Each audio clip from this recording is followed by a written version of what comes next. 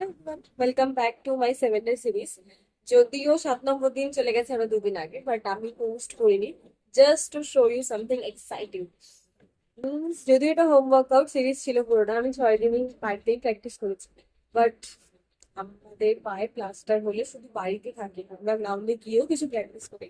কারণ বাড়িতে এটা তো ন্যাচারাল বিষয় যে বাড়িতে যা যা করতে পারবো তার থেকে গ্রাউন্ডে গেলে কিছু ইকুইপমেন্ট থাকে যেগুলো প্লাস্টার নিয়েও করতে পারবো। তো তার জন্য আমরা মাঠে গিয়েও প্র্যাকটিস করি। আর আমার প্লাস্টার এটা নিয়ে হয়েছে 7 times. So I have a little bit extra experience.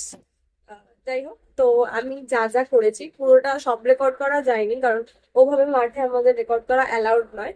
But আমার মা মাঝে মধ্যে কিছু কিছু কিছু ক্লিপ রেকর্ড করেছে, তো সেগুলোই শেয়ার করবো আজকে। সো লেটস সি ইট।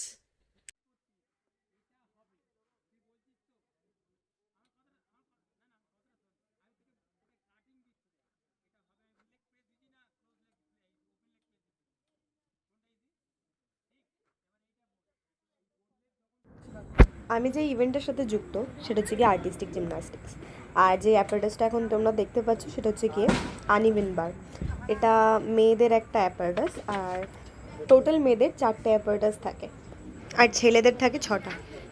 যাই হোক, যে গেমটা এখন আমি প্র্যাকটিস করছি সেটা হচ্ছে গিয়ে cast handstand to clear circle handstand. আর যে আমাকে হেল্প দিয়ে করাচ্ছে সেই হচ্ছে আমার কোচ, আমার গুরুজি, আমার গাইড, যা বলবে। He is also an outstanding gymnast.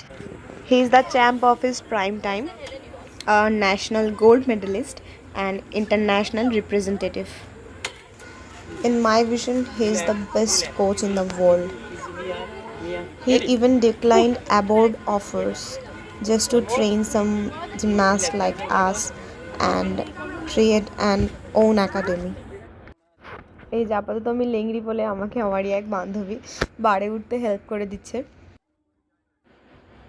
এই ক্লিপের এন্ডিংটা মারাত্মক, একদম মিস করবে না। দুটো একদম মোটামুটি, একদম ক্লিন বলবো না, মোটামুটি clean. And now sit balance আর পুরো satisfy. It's not for first time, এরকম অনেকবার হয়েছে, বহুতবার স্যার নানা রকম পজিশনে আমাকে বাঁচিয়েছে।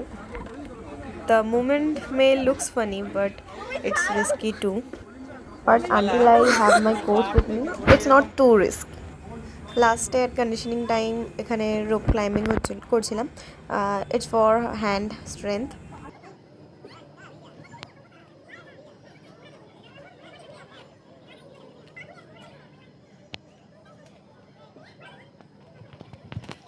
ও যে বার গুলো করেছি, বারের ভিডিও গুলো রয়েছে, আমার হাত তার থেকে হালকা হালকা একটু ছাল উঠেছে।